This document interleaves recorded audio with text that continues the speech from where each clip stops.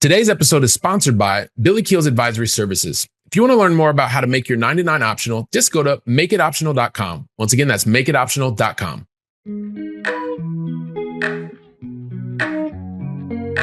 Helping you build freedom without losing your edge.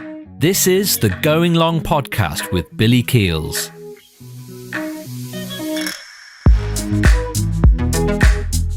Hosting this podcast is one of the greatest joys of my life because I get to meet some of the most amazing individuals who have been in the corporate ecosystem, outside the corporate ecosystem, and they're continuing to make impact. And today is absolutely going to be continued par for the course, as we like to say. Because one of the things that I've started to realize is that when you can understand your corporate ecosystem today, it will allow you to create business opportunities for yourself tomorrow. You just have to be paying attention. And today's guest has actually done this absolutely perfectly.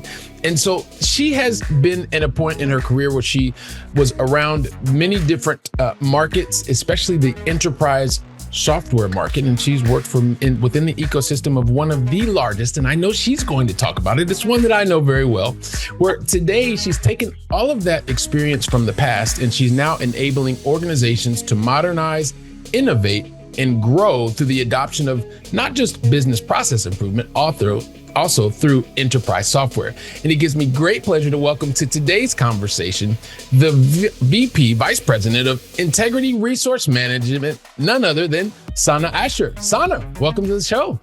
Billy, thank you. Thank you so very much. I'm so excited by your enthusiasm and the way you present it. And, that's kind of what got me. So thank you. I appreciate you having me here. Yeah, you know what? And just from the very beginning, so much of we talk about how we're investing our time and how we are leveraging the past. And, you and I have met recently because of what you have been doing, how active you've been, especially on the LinkedIn platform.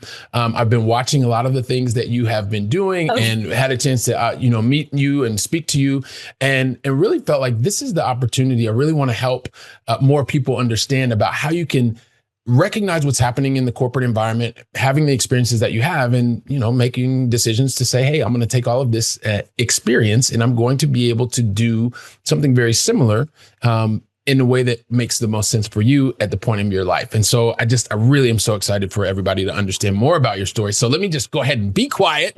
And I want to turn it over to you, actually, Sana, because I really love for you to tell us more about your story, your backstory. Tell it in your own words, and then we'll see kind of where you and I take the conversation from there. Does that seem fair? That sounds fair. Absolutely. All right, Billy. You got it. Sana. Okay, so let's do a rewind, right? Let's do a rewind. Like 3 decades ago. So I am originally from Bombay, born and brought up in Bombay, and did some schooling in London. And in 1993, had just finished my master's and decided to come to the United States with my husband. That's kind of where I started my career. Just before that, I had worked also with Xerox. Mm-hmm. And believe it or not, my father wanted me to go to a home science school. And so I'm not afraid to say, Billy, I'm 56 years old. And when I was growing up, home science was a thing about you go and you learn about how to cook and how to present the dishes and how to make your table look amazing and, all the good stuff, right? What the good girls would do. Mm-hmm. And I actually truly was a rebel. And I said to my dad, I'm like, nope, I'm not doing a home science school. I'm going to go to a bachelor's in science, and then I'm going to go do a marketing, like an MBA. Right. And he's like, who even does an MBA? You are never going to do a business. I mean, and he himself was running a business at that time. Right. But of course, as you know, the ceiling always was women can't do it. And I'm like, no, I'm going to go do it. And that's exactly what I did. Right. So that was like the number one thing that I was like, nope, I'm not going to listen to what you're saying. I'm going to kind of chart my own life. Yeah. Was it easy? No, of course not, right? It was very different from what he wanted me to do than what I thought I wanted to become. Mm-hmm. So that started that journey of, trying something different than what I wanted to be or what the world was telling me to be. That was step one, right? Yeah. Mm-hmm. Step two was, I did my bachelor's, did my master's, got a position with Xerox where I was working with them. It was an on-campus recruitment. And we worked with them. And I Billy, never sold to anyone. I would just talk to everybody, right? And I'll give you an instance, in Bombay. So there is a very dense business district, which is in southern Bombay, and that was my territory in with Xerox. And on that territory, I probably had thousands of offices, thousands of, like hundreds of people who were doing, if you remember the word Xerox, which was called photocopying, right? And they would have photocopy machines, and that was a business, that was a living they were making, like a storefront, right? And they would take copies, they would make passport pictures and things like that. And whether it was that person I was talking to who was a shop owner, or whether it was a corporate CFO, I would just talk to everybody. Yeah. And believe it or not, I was the only woman in the Xerox team. And I was the number one salesperson for entire Asia for 1991, 92. And I'm going, wait, I didn't even do anything. And everyone kept asking me saying, what are you doing? And I'm like, I'm just talking to everybody. They're like, what do you mean you're talking to? We talk to them. I'm like, no, I'm just talking to everybody. Yeah. So that made me understand that people want to be seen. They want to be heard. They want to be felt like people. And that's what I would do. I would just go, I would talk to them. I'm like, okay, what's your story? Like, what's going on? What do you need? And that's how I was doing it. Right. And then fast forward, I came to the United States. I started my career with PeopleSoft, which then became Oracle. And I was with PeopleSoft for a couple of years. And when it became Oracle, I was like, okay, maybe time to look at something different. And it's so interesting how I came into the SAP ecosystem. A friend of mine said, you were going to leave PeopleSoft, and PeopleSoft obviously is very, very big. Then I'm talking 95, 96 at that time, right? Yeah. And she's like, have you heard of it, SAP? I'm like, no, I have no idea what is SAP, right? And I did the exact same thing that I hit people on their hands today. I said SAP. She goes, it's not SAP, it's SAP. I'm like, okay, I remember that. So that's how it started. Yeah. And she's like, you know what? You should go talk to them, or you should see if you can work within the SAP ecosystem. I'm like, okay, then let's go do that. And I actually reached out to a couple of people that I knew. Within my network, but didn't know too many people. I was very, very new in the United States, but through somebody else got referred into a position where they were looking for a, like a territory manager or a salesperson for their SAP clients. Okay. And I had no idea what SAP did. I had no idea what SAP was. I had no clue, nothing. I was just like walking in. Okay, fine. It's another software. We'll figure it out. That was the notion, right? Yeah. So I go in there, and incidentally, this is funny. This is how life becomes full circle. The client they have is Xerox. Lo and behold, out of Rochester, right? And these guys are out of Atlanta. And they're like, okay, you know what? We don't have a salesperson on the account. We have a number of, people, a lot of projects going on.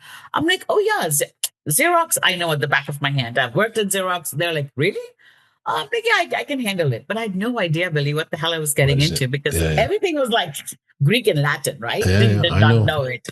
So got into the company, went and worked with Xerox, and used my past experience of Xerox of just talking to people. Right. We grew that account, Billy, honestly, from maybe 15 consultants to over 350 consultants in about 2 years. Wow. Yeah. Wow. And that growth was not growth about going and selling an SOW or selling, people. It was all about what is the problem you are trying to solve. Again, talking to people, right? And mind you, I had no idea of what SAP was, right? No clue. But I found a number of really good consultants who kind of guided me to tell me what is SAP FICO, what is SD, what is MM. And SAP was just getting its momentum. This is early 2000. Y2K was happening. Yeah. And that's how I actually learned. I learned from people who were in the job, and I would make notes of what they would do. And then I would get back to them. And I, as one of the things that you're just saying right now is, and it happens a lot of times, right? And sorry to cut you off, but it's because you're talking about something that's real. You're talking about learning by doing. Correct. There are execs that I talked to today that there's in this theoretical world, and I was in my own theoretical world for such a long time, building a business on the side. And it's so important to hear you say, and so I just wanted to reiterate that it's, thank you. You talk about learning by actually doing. Yes, there's a place for theory. And actually, at the time, you go from the theory to actually, how do I apply what I'm now learning so that I can really get the experiential learning? So sorry, exactly. I really wanted to highlight that. You are spot on with that. And Billy, I did it the other way, right? I actually learned it first, and then I went and I applied it, which was interesting. So that was the beginning of my SAP career. And, ever since then, I didn't look back. I, was able to understand business outcomes with SAP being that vehicle, right? So that is what clicked for me. And as I mentioned before, right, it's all about people. It's always about people. It's not about software. It's not about technology. It's always about people. And, I started growing in my career, went from, one opportunity to the next. 2008, I had my first taste of being an entrepreneur. So there was entrepreneur journey, first entrepreneur. And I was like, you know what, let me try this. I've never done it. Let's give it a shot. So I took an SAP product, used it to create an additional extension, and worked on it for about 3 years. And that was the time when the market had just crashed. The mortgage thing had just happened. Yeah. I know. And, were you in your role? Were you in your role at the time when you had this idea? I had just started my company. It was September. It was August 1, 2008. And September is when this happened, if you remember. Okay, yeah. So it was in September, but were you still working within the ecosystem and you were doing your thing on the side? Okay. I was in the SAP perfect. ecosystem. Because I think this is really important, because a lot of times when we're in our corporate roles, there is a tendency to say, hey, listen, I'm in a corporate role, especially when you're in sales and you talk about enterprise sales. And whether you're on the sales of actually the software or the sales of the service, it's still the same pressure of sales and sales leadership, right? And so a lot of times people would say, well, Sana, hang on a second. You're doing this thing and we know that you're driving growth and you've given outcomes all the time. And so why in the world would you actually even think about trying to do something on your own when you've got this amazing thing? Because everybody from the outside is like, Sana, wait a minute. Hang on a second. You've got this amazing thing. Why are you doing something else? Can you dive into that? Because it's like sort of the premise of a lot of what we do here. It is. Yes, absolutely. And you were asking the same exact question my husband asked. He goes, you're completely crazy. So one of the things, Billy, that I have seen, growing up, in India, in Bombay, being around so many women, one of the things that I realized very, very early on, these fairy tales, and I'm sure you've heard it too. You know what? You are this amazing princess. You are in this tower, and a prince is going to come and save you. I'm so sorry. Wake the heck up. No one's coming to save you. Okay. This bullshit about everyone giving the narrative to women, especially, right? Oh, you need a male mentor. You need a male counterpart.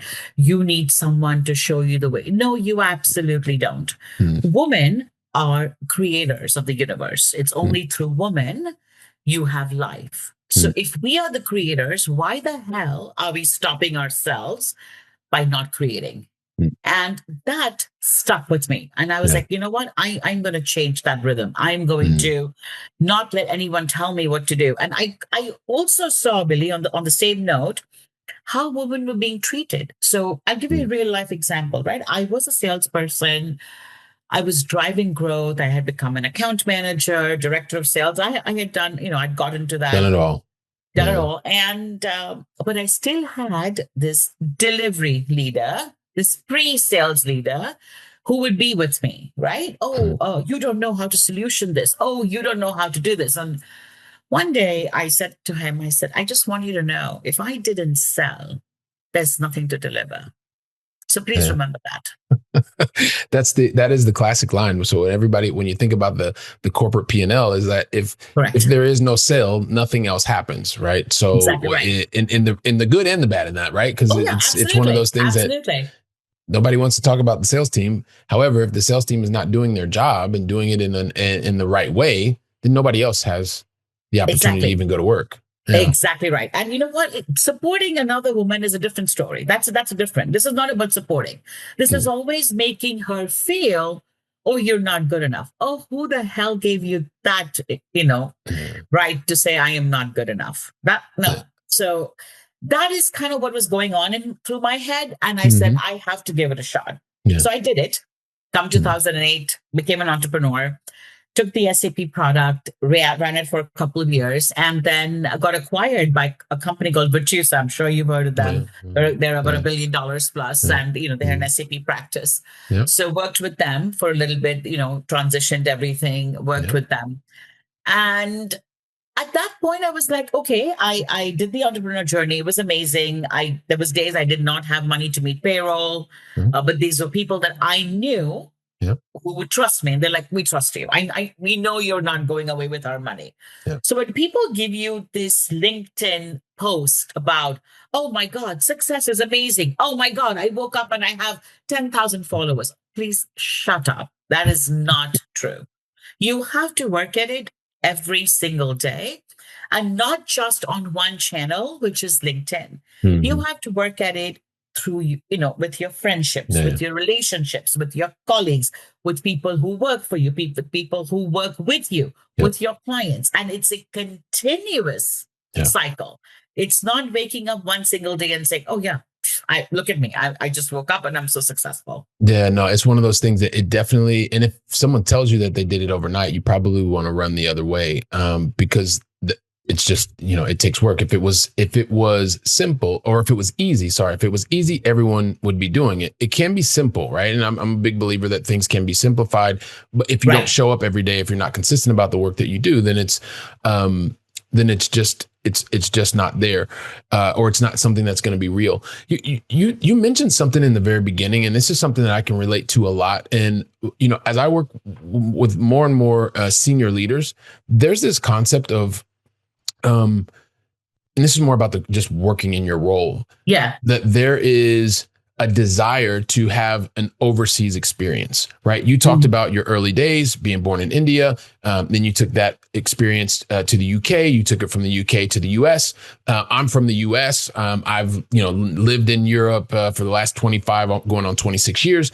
And I remember in the beginning, I didn't have family and all that kind of stuff. I was just traveling by myself. But there is this moment where most of the people that you're surrounded with, if you grew up in a certain town, they kind of think that you're like wild and out there. Like, why in the world would you ever leave? Oh, yeah. And a lot of corporate senior leaders that I talk to today, there's this desire, like, I want to do this overseas thing, but I'm not really sure yet. And like, can you talk to that? Because I've talked about it before, and it's a scary moment. And at the same time, when you make it, there's so much greatness on the other side of it. At least that's my perception. And I would love to know what your perception is of that overseas, that immigration experience and living abroad and learning language and culture and all that kind of stuff. Yeah, absolutely. I think everyone should do it at least once in their life. Absolutely. And I'll tell you what it'll do for you. It'll bring you out of the comfort zone and make you realize who you really are. Look, in the grand scheme of things, Billy, we're all just specks in the dust, right? Think about it. We're nothing more than that. But our egos are inflated, every single one of us, right? It's a great exercise in your ego check. Seriously. It truly shows you, please, you are nothing. Yeah. Okay. I just on that point, I was talking to a really good friend of mine yesterday, and we talked about the fact that 4 generations, just in your own family, 4 generations from now, unless you are blah, blah, blah, like they probably won't even know your name. They won't remember your name. And so when you think about that and you take to your point, when you take the ego out of the equation, correct, you start to realize like, oh, wow, you know what? The impact that I can make is like for right here and right now. So sorry. So it was just because I was literally talking to a friend about this yesterday. You were spot on. So for anybody who is contemplating doing a career or an opportunity overseas, my advice always is do it. And, the motto of my life, Billy, has always been, the 3 words that Nike has for years and years and years, just do it, right? I never think about something, because I believe when you think about something over and over and over again, you start doubting why you were going to do it, and you start looking at different excuses. If you just do it, you get into it, you do it, done, and then you're like, oh, shoot, how did I get that done? Like, what did I do? Your mindset, your entire focus, your Zen moment is just doing it. You're so focused on the doing, nothing else matters. And that's the focus, you want to go with. So yeah, continuing from my story. So sold to Vachusa, went back into corporate America. I don't know what I was thinking, Billy, but I did do that. I was Mm, like, okay, let's go back. yeah. And something weird happened. And I shared this with you when you and I Mm, first spoke. mm, Um, Everything was going well, no problem. But in 2023, August, I actually literally had a panic attack, Billy. And a mm, lot of people, and I've heard this over the years. So I'm one of those people who's as guilty as other people when you listen to someone saying they've had a panic attack. mm. I used to just foo-foo it. I'm like, seriously? How can you have a panic attack? I mean, It's come not on. a Like, thing. That's not a thing. exactly. It's not a thing. Exactly right. That's exactly how I used to feel until it happened to me. And it's Mm, so weird, right? Like I've heard different people talk about panic mm, attacks. I've heard how things happen, but what mm, happened to me was really, it was bizarre. So mm, I was having a conversation with my husband. It was, I think 6, 7 o'clock in the evening. We were talking, mhm, we were on a backyard, we were having a drink, and I just felt this feeling mm, of someone just kind of choking me, completely just choking me, right? mm, And I had like no air. I was talking mid sentence, I had no words coming out. mm. My husband's like, what's going on? I completely paled, Yeah. went completely white, Yeah. and I was motionless, like just like dead, if you want to say the word, right? Yeah. I mean, I Yeah. was Yeah. breathing, but I was just dead. Yeah. I think it probably lasted maybe 20, 30 seconds, but obviously it felt longer in that Yeah. Yeah. For moment, sure. For sure. right? For sure. I did not even know what's going on. Yeah. So, he got me back, got me water. He's like, let's Mm, let's just go to the ER. So we went to the ER and they started monitoring my heart rate, blood rate, and they're like, oh, you were having a panic attack. And I'm going, oh shit. All that's these real. times I've been Yeah. foo-fooing everybody else. Yeah. This, Yeah. this I mean, It's this like is a real it, right? thing. Yeah. Yeah. And I was in the hospital for about a day. Mm, And when I was there, Billy, that's when something just shifted for me. And mm, what shifted was all these years of being in the corporate ecosystem of doing the right thing by the employer you're working with, right? mm, Because that's what you're supposed to do. mhm. That's the loyalty. Yeah. But looking at the greed, looking at only the discussion of revenue or margin, or how does this person not be in bench? I think it just got to me. Yeah. It just came all crashing down in those 30 seconds, Yep. right? And I Mhm. had not cheated anybody. I had not done anything wrong, but I had this innate sense of burden, if you want to call it that, Yeah. right? Yeah. That, oh my God, what am I doing? Yeah. Was there something at that point in your life that had changed? Like, have you taken a step back to see, like, because what I find is that there's usually something that is happening that's usually not related to money, but it's Correct. happening and related to life that puts us in these moments where we are now thinking about the greater, like what is the higher purpose? Like for me, and I've Correct. talked about it a lot, like I Yeah. missed my son's third birthday party, and that really put me into a motion of like, I'm out of alignment with my own personal values. And there was something that I could do about it. And, and I started questioning things about the decisions I was making and the criteria that I used to make certain decisions. But it was just an increased height, increase Awareness. awareness of, Awareness. what was happening. So was something like that happening for you as well that you No, can think it's of? it's so funny. No, it wasn't actually really. Okay. There was nothing Okay. going on. And Okay. Yeah. my entire life, I raised both my kids on technology. So I have two Yeah. children. My son is 28. My daughter is 23. I was traveling Monday to Thursday. You know the drill. Yeah. Yeah. Yeah. I raised them on technology. I'm not kidding. Skype, then BlackBerry, then of course Yeah. iPhone when iPhones came out. And I would be in any part of the world, but they would always listen to my stories. So Yeah. I never for a moment thought, Okay. oh, I'm missing out on my children. I Okay. never thought Yeah. that. Yeah. Okay. Okay. It didn't even cross Yeah. my Yeah. mind. Yeah. Yeah. Yeah. But that moment, I was 53 years old, and I don't know what shifted, Billy. I still question it. Yeah. Chemical imbalance and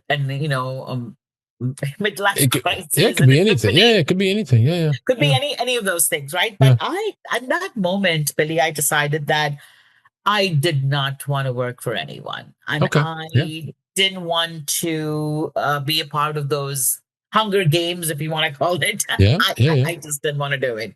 Yeah. So that was a big turning point in my career at that point. Yeah. And so I think this is I don't think I know for sure that this is one of those, another one of those moments of just understanding for our viewers, our listeners, is everyone's story is different. And the same thing, like Sana and I are both talking about, how do we leverage our previous experience?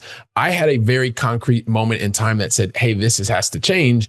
And Sana's telling you that she had a moment where it wasn't a moment. Like there was nothing concrete that happened. Right. But what it has allowed us both to do is all of the experience that we had from our corporate, we're now using that to be able to go help others in something that you said earlier, which I absolutely love. So I have to get into another part of the show is you're using that experience to help others solve their problems, right? Yes. And so I know we talked about it. And if you're not watching the video version, you need to check out the video version because Sana has this really cool like background and it's got I'm not even going to tell you what it is because you've got to go check it out. I'm not even going to tell you. So go look at it, go check out the YouTube video. But you've taken this. And so today, one of the things that I did not mention, but you are an author. There is a specific focus that you're using.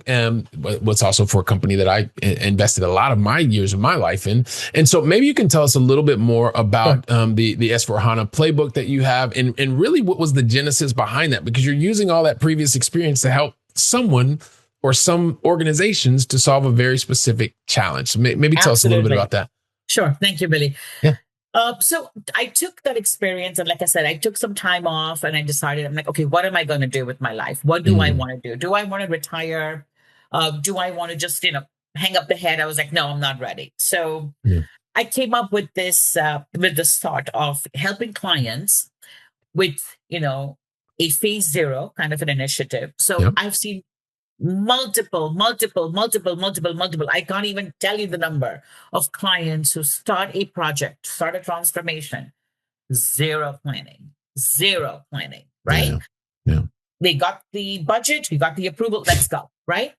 I'm like, oh my God. And then when they do the planning, it's like not even valid because you're getting an SI into a planning phase where you need an independent person to tell you what's right, what's wrong, what you can do. The SI who's coming in is coming in with the mindset that I'm going to get the downstream revenue from this specific planning.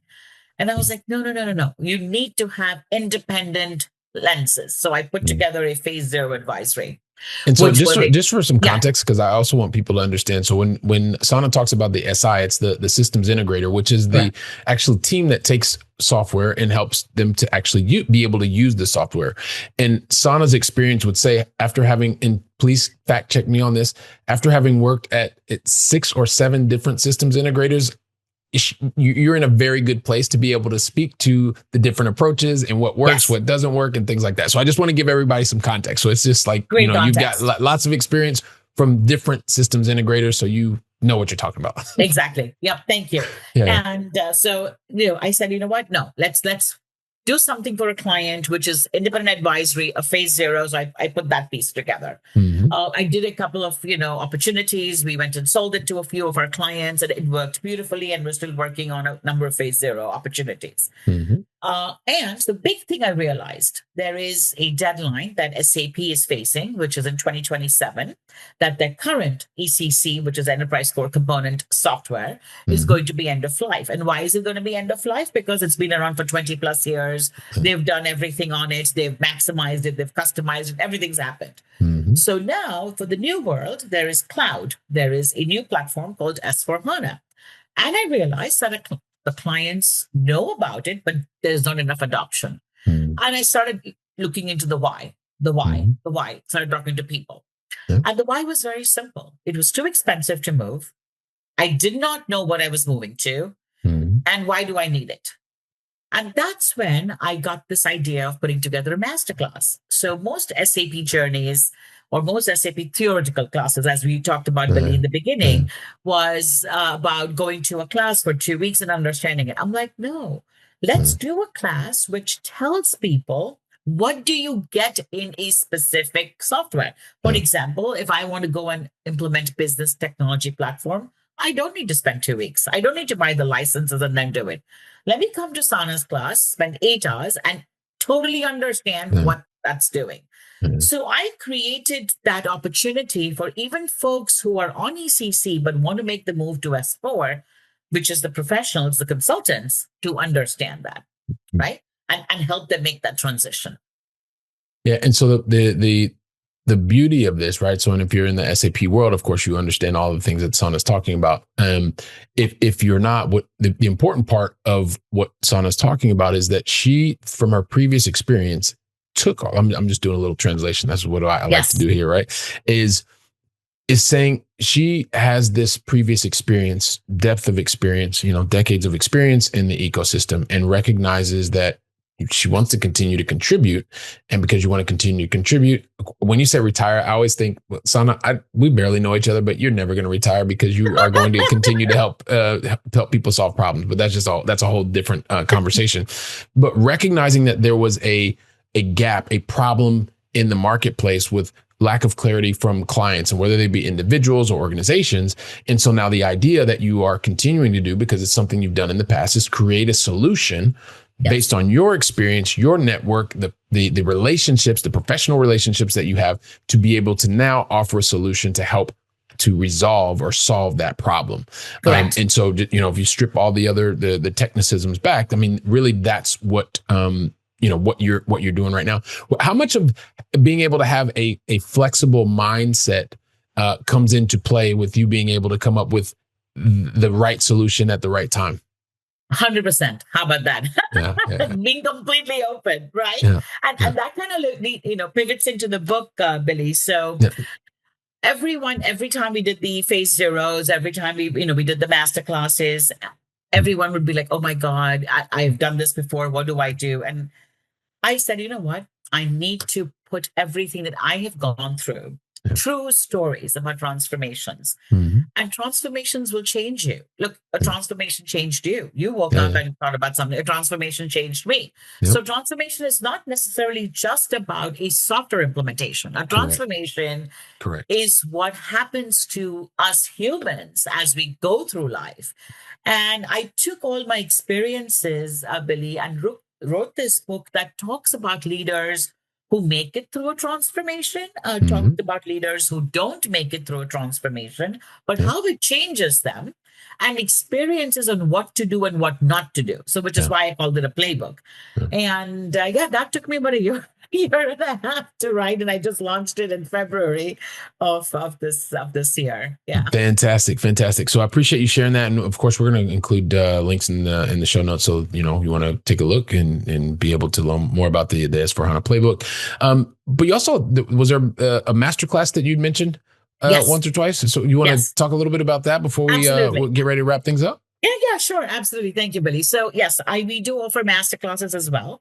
And it's for individuals, professionals, SAP professionals who've spent 15 plus years in the SAP ecosystem and help them transition to the cloud, as well as clients who are currently implementing S4HANA, but don't know who to go to, how to get a specific topic in control. We help clients as well.